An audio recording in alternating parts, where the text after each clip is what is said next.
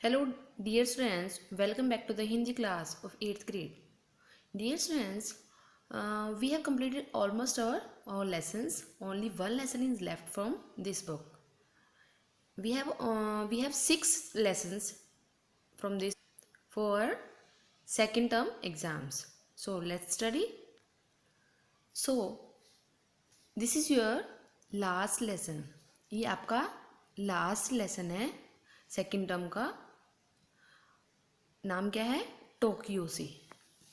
Tokyo है क्या? ये है जापान की राजधानी. जो कैपिटल है जापान की, उसका क्या नाम है? टोक्यो. चलो पढ़ते हैं. सबसे पहले पढ़ते हैं कि इसमें है क्या. प्रस्तुत पाठ में पत्र विधा के रूप में लेखक ने जापान की राजधानी टोक्यो का वर्णन किया है.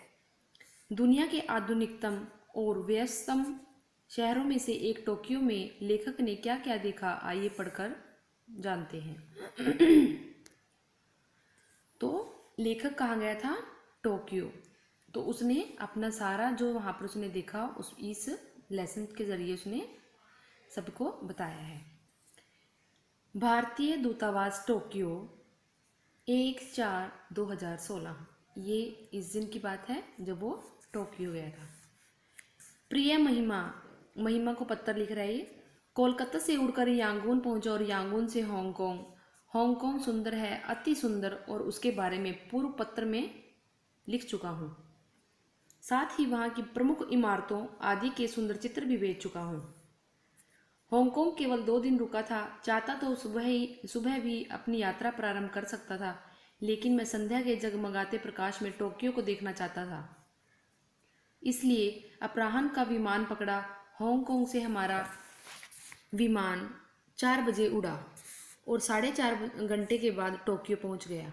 ऊपर से ही मैंने देखा समूचा नगर इंद्रधनुषी रंगों में नहाया हुआ है. उस दृश्य का वर्णन करना कठिन है. तो इसने अभी बताया है कि मैं कहाँ से स्टार्ट हुआ था, अपनी यात्रा का प्रारंभ कहाँ से किया उसने और किस टाइम किया था. उसने वहाँ ऊपर से दृश्य देखा कि वो बहुत ही अच्छा लग रहा था, जिसका वर्णन उसके लिए बहुत कठिन था. विमान को उतरने में लगभग 5 मिनट इंतजार करना पड़ा था, क्योंकि कोई हवाई पट्टी खाली नहीं थी.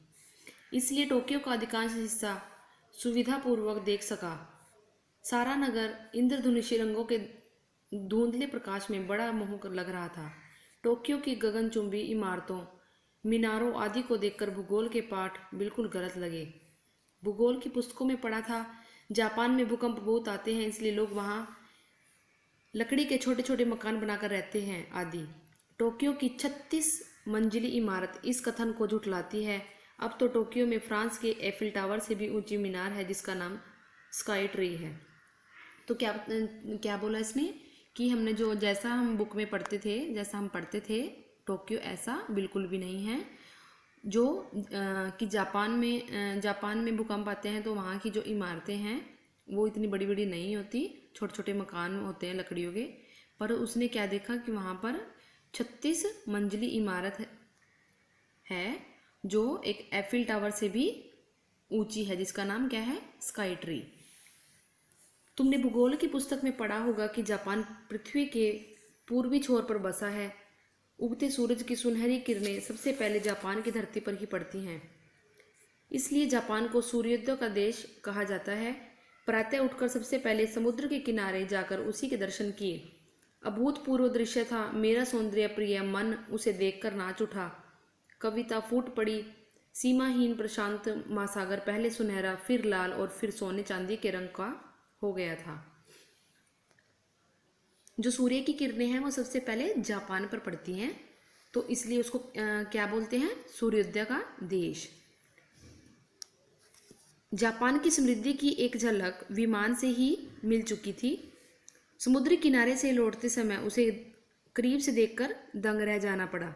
द्वितीय विश्व युद्ध में जापान को अपार क्षति उठानी पड़ी थी. जापान के 2 बड़े नगरों हिरोशिमा और नागासाकी पर गिरे अणु बमों और वर्ष 2011 में आए सुनामी ने उसकी कमर तोड़ दी थी.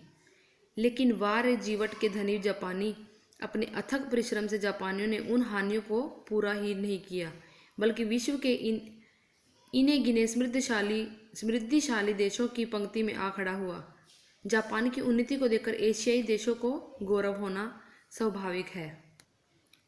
आपको पहले भी बताया है शायद कि जो अमेरिका ने 2 बम गिराए थे जापान के जो नगर थे वो हिरोशिमा और नागासाकी। तो वहाँ पर क्या हुआ था, वो दोनों ही नगर ख़त्म हो गए थे बिल्कुल। तो वो दोबारा से मीन्स दोबारा बन ही नहीं पाए। बट जापान है जो उसको मतलब उसने इतनी उन्नति की कि सारे जो एशियाई देश हैं उन पर जापान पर गर्व महसूस करते हैं, क्योंकि जापान ने बहुत मेहनत की है और अपने जो जापान देश को काफ़ी समृद्धिशाली बनाया है। टोक्यो जापान की राजधानी है और जनसंख्या की दृष्टि से जापान का सबसे बड़ा नगर। यह संसार की घनी आबादी वाले शहरों में से एक है। यह प्रशांत महासागर के किनारे बसा है।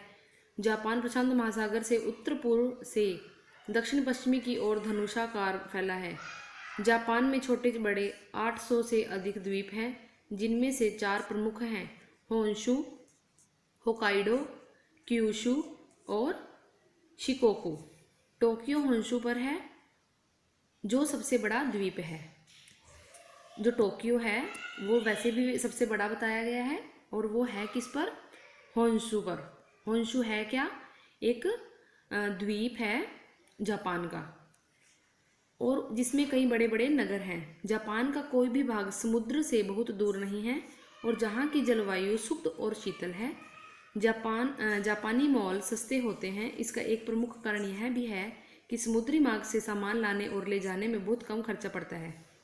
जो वहाँ की मीन्स सामान है वो सस्ता है, किसकी वजह से, पास में पानी होने की वजह से, क्योंकि सारा जो सामान की जो एक्सपोर्ट इंपोर्ट होता है वो क्या होता है, थ्रू पानी के होता है, मीन्स पानी से जाते हैं, तो इसलिए खर्चा भी कम पड़ता है, इसलिए वहाँ का सामान सस्ता भी है। जैसे मुंबई का फोर्ट वाला भाग, दिल्ली का कनॉट प्लेस और कोलकाता का चौरंगी प्रसिद्ध है, वैसे ही जापान का गिंजा स्ट्रीट। लेकिन आधुनिकता, समृद्धि आदि की दृष्टि से गिंजा की अपनी ही शान है। गिंजा स्ट्रीट में एक बार घूम लेने के बाद कनॉट प्लेस में घूमना कुछ वैसा लगता है जैसा कनॉट प्लेस घूमने के बाद किसी कस्बे के चौक पर। संध्या के समय गिंजा की चहल पहल और सौंदर्य देखते ही बनता है, लगता है जैसे स्वप्न नगर ही पृथ्वी पर उतर आया हो। रात होते ही गिंजा का सौंदर्य और भी निखर जाता है। उस समय दुकानों, सिनेमाघरों, होटलों आदि पर लगे रंग बिरंगे साइन बोर्ड आकर्षक सौंदर्य की सृष्टि करते हैं। तो मीन्स इन्होंने बताया है कि जो गिंजा है वो एक बहुत ही सुंदर प्लेस है। मीन्स वहाँ की जो हम एक्सप्लेनेशन दे ही नहीं सकते अच्छे से, क्योंकि वहाँ का हर एक चीज़ सौंदर्य वहाँ का निकल कर आता है। टोक्यो में गिंजा की तरह ही एक और सुंदर बाजार है, मार्तोची। टोक्यो का रेलवे स्टेशन भी इसी के पास है। जापानी रेलगाड़ी अपनी तेज गति, सुव्यवस्था आदि के लिए प्रसिद्ध है। और किसके लिए जापानी रेलगाड़ी है जो, वो अपनी तेज गति, मतलब सबसे स्पीड जो ट्रेन चलती हैं वो जापान की हैं। टोक्यो के दर्शनीय स्थानों में जापान के राजा का महल काफ़ी आकर्षक है। राजमहल नगर के बीच में है और इसके चारों ओर सुंदर। द्वितीय विश्व युद्ध में इस राजमहल की बहुत सी इमारतें नष्ट हो गई थी, जिन्हें देखकर बहुत दुख हुआ। आधे दिन तक घूम घूम कर राजमहल को देखता रहा, फिर भी लगता रहा कि इसे देखने के लिए एक बार और आना पड़ेगा।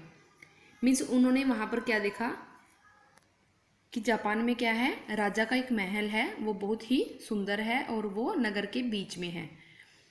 उसके चारों तरफ बाग बगीचे हैं।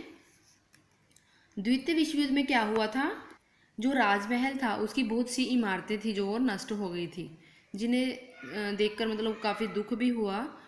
बट उसको इतना मतलब घूमने के बाद उसको फिर भी ऐसा लग रहा था कि मुझे अभी दोबारा आना पड़ेगा अच्छे से उसको देखने के लिए। राजमहल के पास ही संसद भवन, सचिवालय और उच्चतम न्यायालय है।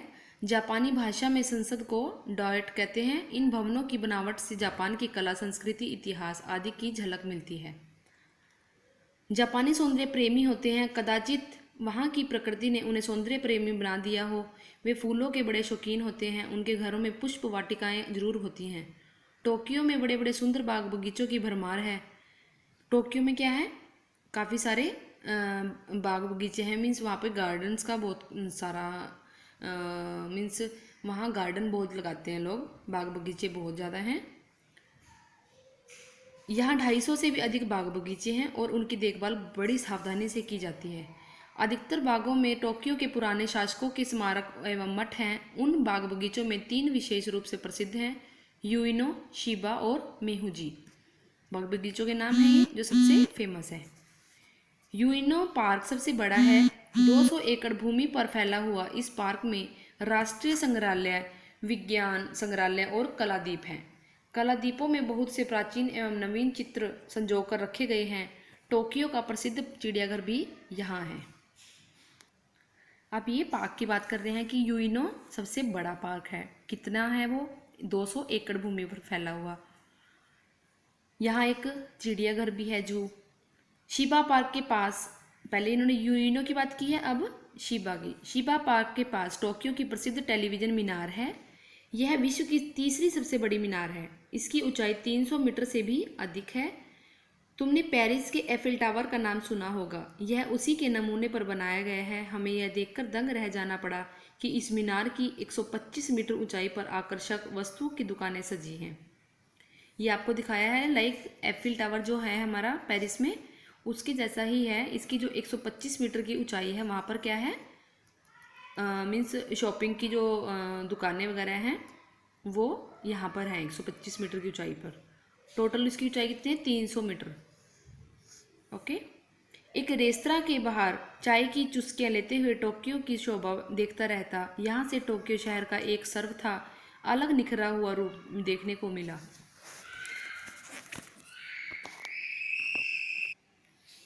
जापान की उन्नति और समृद्धि देखकर प्रसन्नता हुई, लेकिन जापानी युवक युवतियों को पश्चिमी रंग में देखकर थोड़ा दुख भी हुआ। हम दूसरों की अच्छी बातें जरूर ग्रहण करें, लेकिन बंदर नकल नहीं करें। संसार में हम कहीं भी जाएं, आसानी से पहचाने जाएं। इस संबंध में यदि मैंने और कुछ लिखा तो तुम कोरा उपदेश कहकर टाल दोगी, लेकिन यह शांत मन में से सोचने विचारने का विषय है। मैंने टोक्यो के ढेर सारे चित्र खींचे हैं। आऊँगा तो सब साथ बैठकर देखेंगे। कार्यालय का काम समाप्त होने में अभी 1 सप्ताह का समय और लगेगा। तुम अपनी माँ, अपना और बैंक का ध्यान रखना। तुम्हारे प्यारे पिता, शशि कुमार शर्मा। तो इन्होंने क्या बताया है ये, कि वहाँ की जो युवक युवतियाँ हैं उनका कलर अलग होता है, हमसे डिफरेंट है। तो मीन्स वो बता रहा है कि हमें दूसरों की जो अच्छी बातें हैं वो ग्रहण करनी चाहिए, पर हमें ये नहीं है कि हमने दूसरों का पहरावा देखकर या हम दूसरों की को देखकर उसकी नकल उतारना स्टार्ट कर दें। तो फ्रेंड्स, ये था आपका टोक्यो से लेसन। इसमें जो लेखक ने बताया है, मीन्स उसने जापान की सारी सुंदरता का वर्णन किया है अपने इस पत्र के जरिए, और अभी भी वो सोच रहा है कि उसे दोबारा आना पड़ेगा यहाँ पर उसकी प्रॉपर इन्फॉर्मेशन लेने के लिए। So friends, try to cover the back exercise.